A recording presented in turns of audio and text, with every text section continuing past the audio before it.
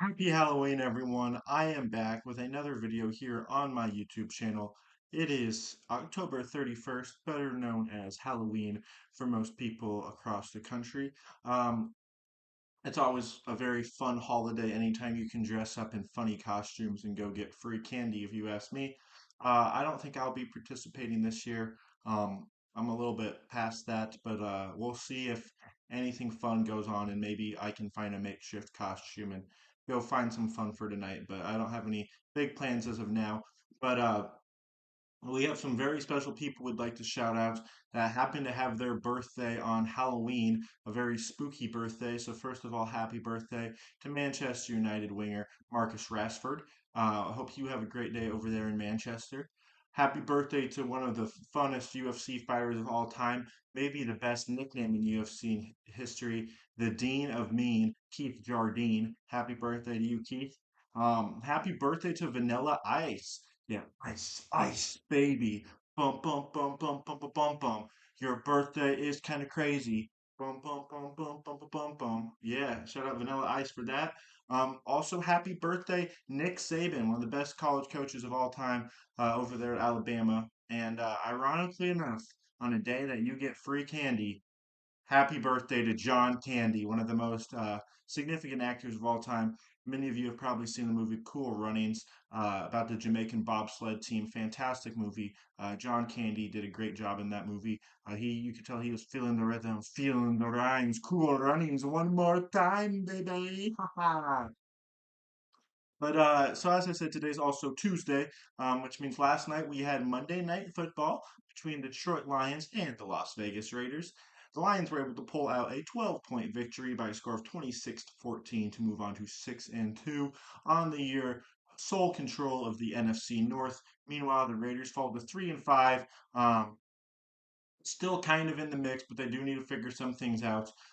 Jimmy Garoppolo was back for the Raiders in this game. No Aiden O'Connell, no Brian Hoyer, and he struggled, going 10 of 21, 126 yards and an interception. Most notably, having 7 targets to Devontae Adams, only able to complete one pass for 11 yards. He was wide open late in the game down the sideline, and Garoppolo just missed him, didn't put the ball anywhere close. That had a lot of frustration generated on the sidelines after that one. Meanwhile, for Detroit, welcome to the party, Jameer Gibbs. It seems like this Detroit offense has found a new player every single week. Obviously, at the beginning of the year, David Montgomery uh, had a big big games. You know, he came over from Chicago in free agency.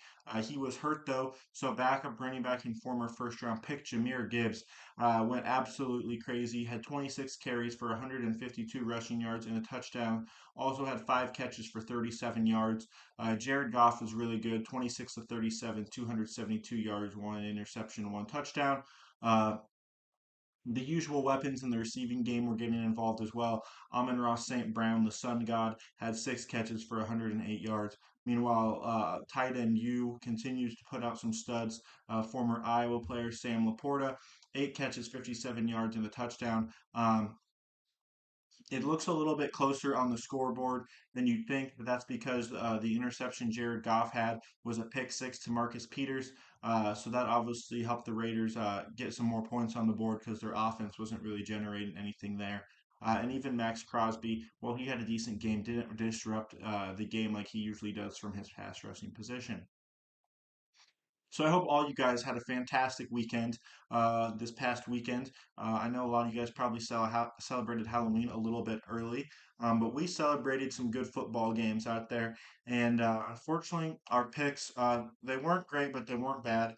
College football went 2-2 with just a very marginal minus 1.8 excuse me, minus 0.18 units. So not even, we lost about 18 cents give or take on that. And our NFL continues to struggle, going 0-2-1.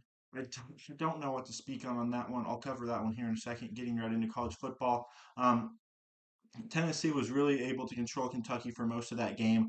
It did look a little bit close at time, wondering if they were going to end up covering, but their win was never in question. However, they were able to cover, and that's because they just have a truly dominant running game. They have two or three guys that you can rely on at any point when it comes to rushing the football, and they use that to really slow down the game, control the time of possession, work the clock. And Tennessee's a really good football team, man. We knew this last year. We knew this year. They're a team that's certainly on the rise. They're looking good as most SEC teams usually do. They get a lot of talent over there, and this current coaching staff over there at Tennessee knows how to maximize the talent and get the best out of them. Michigan State got slobbered by Minnesota. I'm going to guess that Michigan State probably doesn't win another game for the rest of this season. They're just absolutely putrid. Putting up 12 points against Minnesota is not very good, and allowing 20 some points to Minnesota might be even worse. Meanwhile, the Wyoming defense didn't live up to expectations for us against Boise. They were never really in that game. And lastly, Nevada was able to beat New Mexico by 10. That's two straight wins for Nevada. I wonder if they're starting to turn the corner. We'll have to look at that for these upcoming weeks.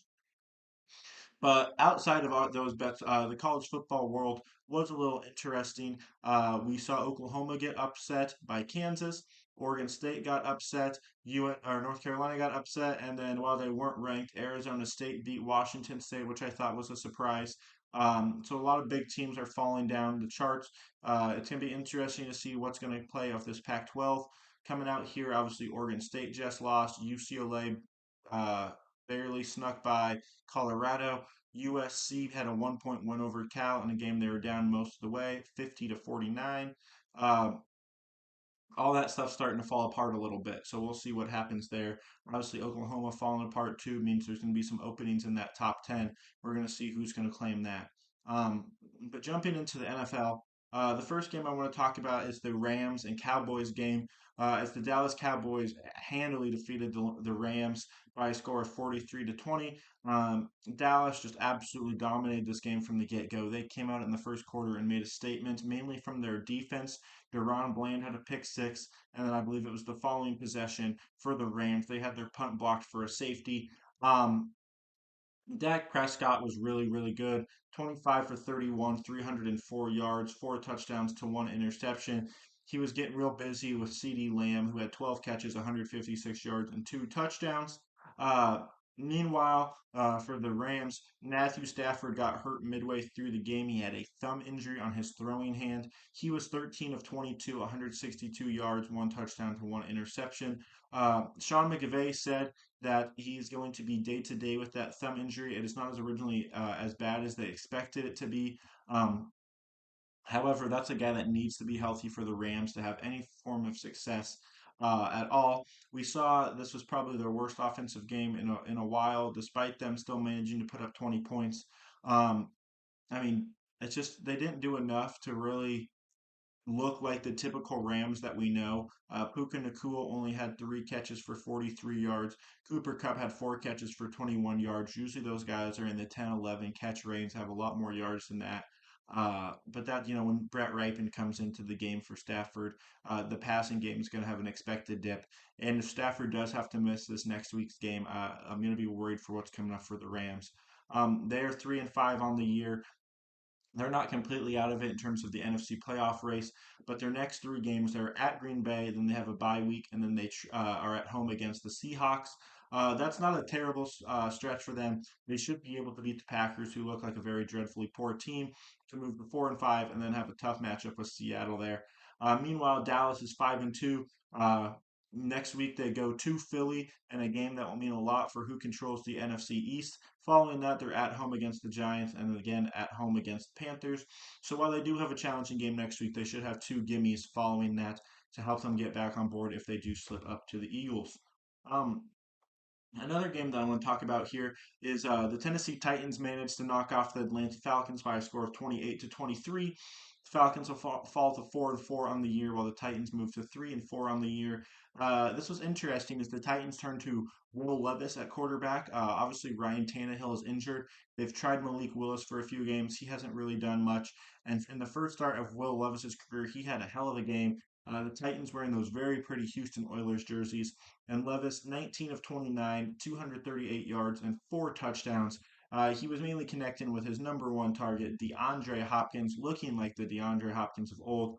Four catches, 128 yards with three touchdowns. It's a great game for him. They also managed to get Derrick Henry going, 22 carries, 101 yards, as they mainly had the control of the game for the most part. Levis and Hopkins were firing on all cylinders to get them out early, and then Henry was continuing to work hard on the ground to take control of that game and work on the clock.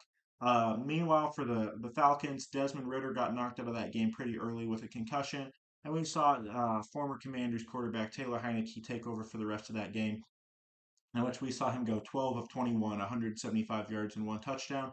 And I think if you're a fantasy owner of some of the receiving weapons for the Falcons, you should be pretty happy to see Heineke take over. He's a lot better of a passer than what Ritter is, and we kind of saw that a little bit with Drake London having 5 catches for 55 yards, and then Kyle Pitts 3 catches for 35 yards. Those guys still need to get more involved in the offense if they want to continue to win games. But they're not out of it sitting at 4-4. The NFC South is one of the worst divisions in football this year, so they certainly can find a way to win that and still make the playoffs. Their next three games are going to be against Minnesota, at Arizona, and then a bye. While the 3-4 Titans are at Pittsburgh, at Tampa, and at Jacksonville. So a tough 3-game road stretch for the Titans following this one.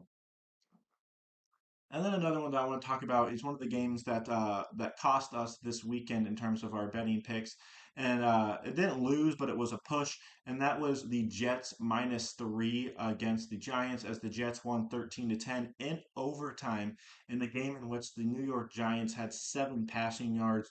There's a big misconception going around that they set an NFL record for -9 passing yards, but that seems to be a glitch in the system from what I can tell. Tyrod Taylor had 8 yards, and backup quarterback Tommy DeVito had -1, which would put them at 7. Yes, Tyrod Taylor did manage to get himself injured in this game. So Tommy DeVito came in to quarterback the Giants as they threw the ball a combined 14 times for 7 yards. Excuse me.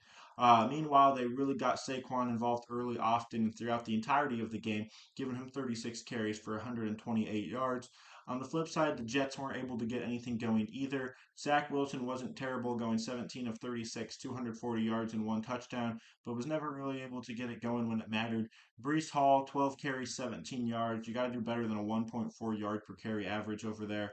But Garrett Wilson had a good game as well, 7 catches, 100 yards there. But Brees Hall made up for his lack of production in the rushing game.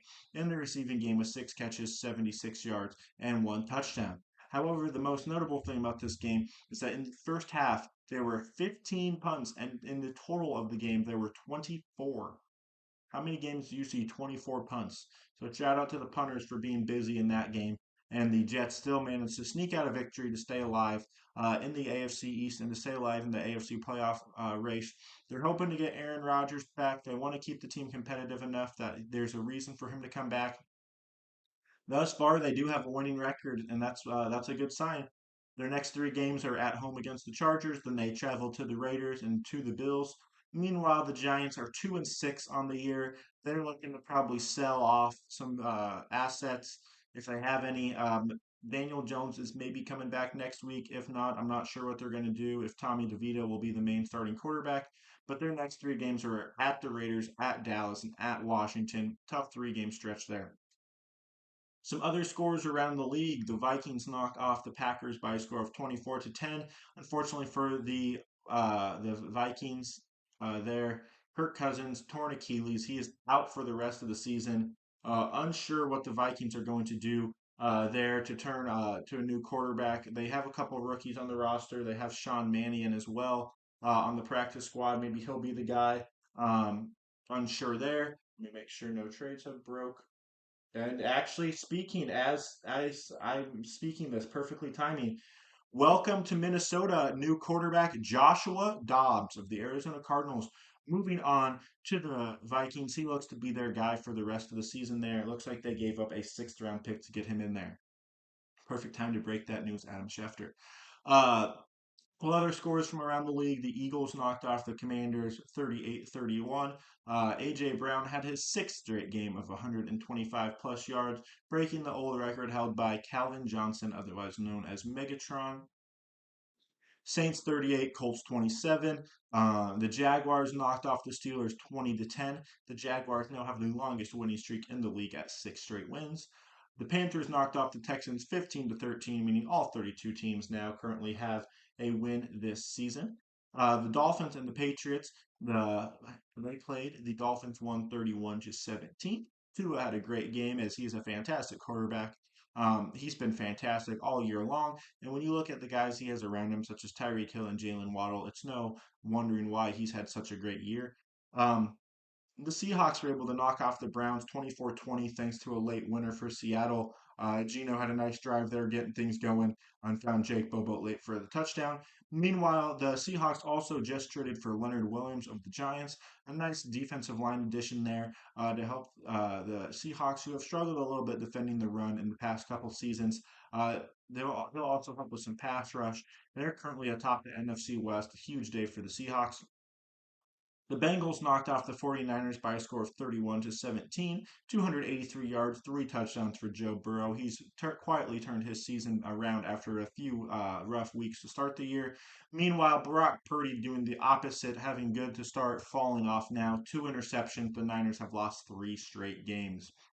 The Ravens knocked off the Cardinals 31-24. Ravens had control of that game, let it slip late for no cover there. That's disappointing for some people, mainly us. And then on Sunday Night Football, the Chargers took care of the Tyson Bagent led Bears 32-13. Austin Eckler returned for the Chargers and played pretty well overall there. So that's what's new in the world of the NFL. Also, the Commanders had traded defensive lineman Montez Sweat to the Chicago Bears. I think that's an interesting trade. Montez Sweat, pretty good pass rusher at the defensive end position for the Commanders. However, he will be a free agent at the end of the year, so the Bears are going to have to re-sign him to a new deal, pay him some good money there. And they gave up a second-round pick to get that done. And based on what the Bears have done so far this season, there's a chance that it could be pick 33, 34 or so. So almost a first round pick from Montez Sweat. Yeah, I'd be pretty happy if you're the Commanders getting that deal done. Um, Also, another interesting one is earlier in the week, the Titans traded Kevin Byard, safety, over to the Philadelphia Eagles. Obviously, they got to win this week. Will Levis looks like the real deal. I wonder if they're going to have a little bit of seller's regret depending on how Will Levis continues to play for the rest of the season. Little post filming edit second follow up. Upon review and editing, I noticed that somehow I glossed over the Denver Broncos Kansas City Chiefs game, and I felt like that's a game that didn't deserve to be glossed over and forgotten about, as the Denver Broncos knocked off the Kansas City Chiefs by a score of 24-9.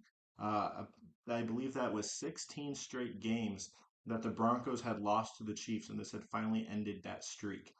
The last time the Broncos knocked off the Chiefs, Alex Smith was the Chiefs quarterback. How about that? Um, the Chiefs fall to 6-2 on the year. They're still atop the NFC or AFC West. The Broncos, even with their win, moved to 3-5, still bottom of the AFC West. But this was not a very Patrick Mahomes game for him. I know he was battling the flu, has been very sick all week long. He was 24 for 38, 241 yards, no touchdowns, 2 interceptions. In fact, the Chiefs did not score a touchdown all day, which is very unheard of for them. Taylor Swift was not in the building, I do believe.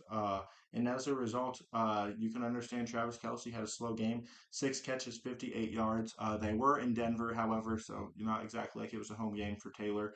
But I know the Broncos defense showed up. They played well, especially on Kelsey. There was a lot of question marks what the weather was going to be like in Denver. There was supposed to be a lot of snow, very cold. The game didn't end up being affected by it that much as I thought, but it was still a crappy game to be at, I'm sure.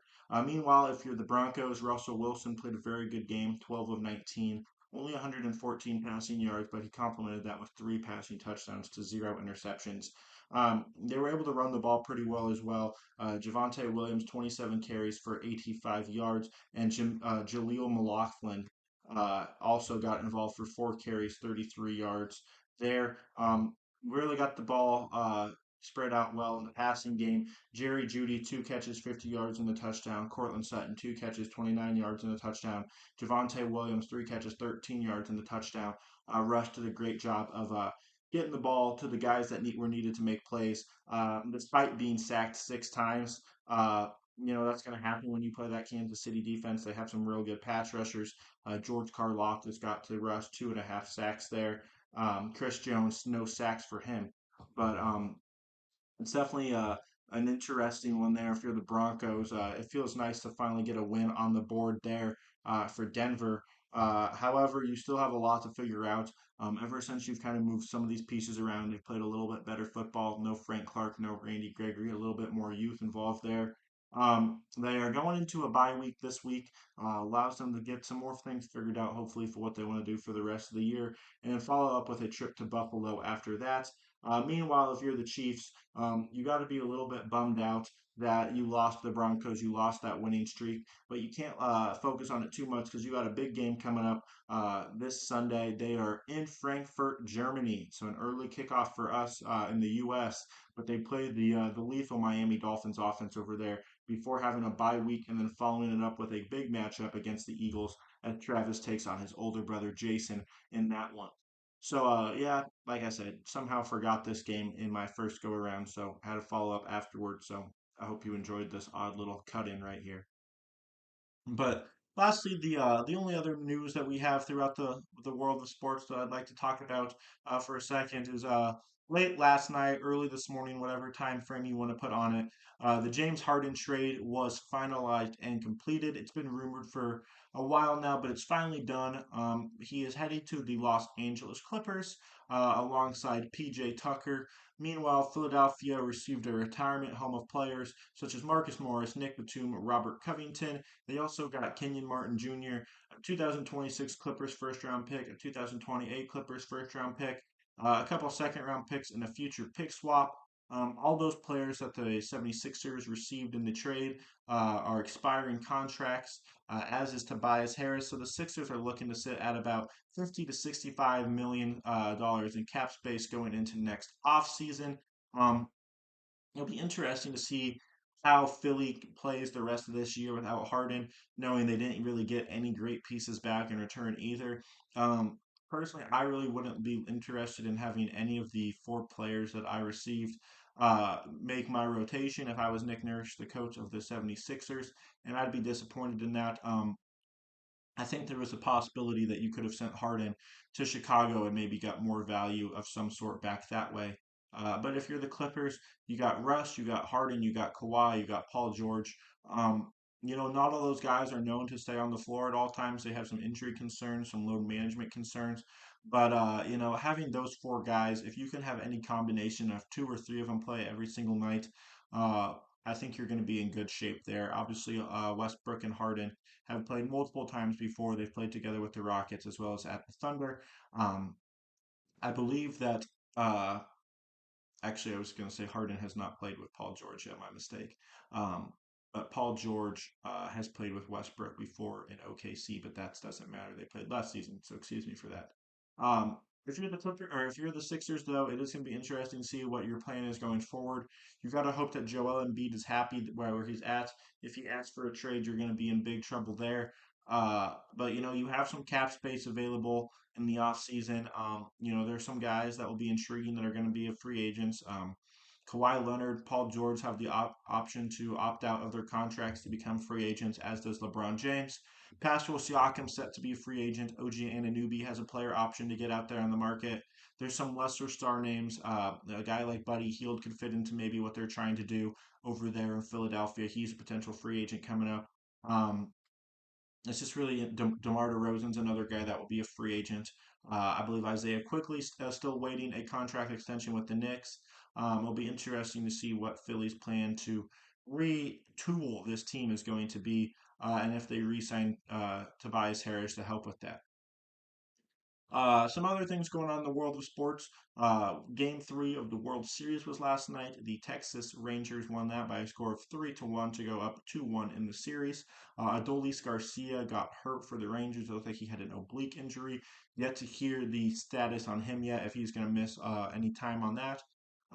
Over the weekend, there was no UFC. However, there was a great boxing event between Francis Ngannou and Tyson Fury. Many people, myself included, expected Tyson Fury to absolutely wax the floor with Ngannou. And however, despite what the judges decided, I truly believe that Ngannou won that fight. He knocked down Fury, I believe it was in the third round, and he just looked like the better boxer there. And I think that the judges got that one wrong, personally. So that's what's new in the world of sports and what's been going on with me. Once again, I went to the Husker football game over the weekend. On Saturday, I froze my dick off. That was probably one of the coldest games I've been to in a while. It's not my first cold game I've been to, but maybe the coldest that I can remember. I had so many layers on, didn't seem to help. I can't believe I didn't lose a toe personally. It was a tough game, but the Scurs got it done. 3 game winning streak for Nebraska. Things are looking bright for the Cornhuskers. I'm glad to see that happened. Hopefully, they can get another win here this upcoming week. Um, Other than that, man, I hope everyone out there has a safe Halloween. Make sure you check all your candy. Make sure there's no dangerous things in there like knives. And if you find any drugs in your candy, make sure you give it to adults or take it in under supervision if that's what you'd rather do. Um, Check both ways before you cross the street. Don't talk to strangers. Don't get kidnapped. Stuff like that. Make sure you guys leave a subscription on my channel. It means a lot. The more subscriptions that I have, the more the channel continues to grow. Leave a comment below what your favorite Halloween candy is. Mine is probably Reese's. I love peanut butter, so that's one of my favorite candies. And then leave a like on this video if you enjoyed. I appreciate you guys taking the time out of your busy days and weeks to check out the channel, listen to what I have to say. Um, Hopefully, in the coming days and weeks, I'll continue to get more content out for you and continue to find better ways to pick my NFL teams because I just can't seem to pick a winner over there. If you guys fade me in NFL, you'll be very profitable. That's what it seems to be going on right now. Um, make sure you follow me on Action. I believe it's just BMart402. It's a bet tracking app. I'll try to throw in some NBA games here and there that I like. They probably won't make any videos in terms of picks, but you can go over there and see what's going on there. Maybe I do a better job picking basketball than I do the NBA. Also, speaking of the NBA, they recently released some awful uniforms for their My City for this year and paired them with some almost as bad courts. If you guys would like to see me make a video breaking down those jerseys, let me know. Leave a comment below and I'll probably do that as well. So, hope you guys stay safe and have a good one. Stay blessed. I'm out of here.